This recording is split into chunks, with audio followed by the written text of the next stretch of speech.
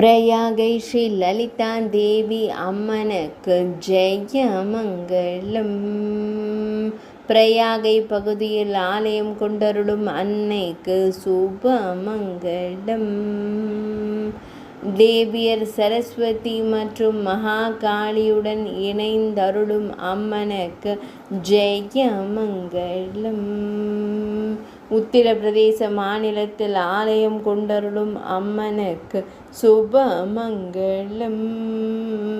முப்பெரும் தேவியராய் திருக்காட்சி தந்தருள்வதற்கு ஜெயமங்கலம்.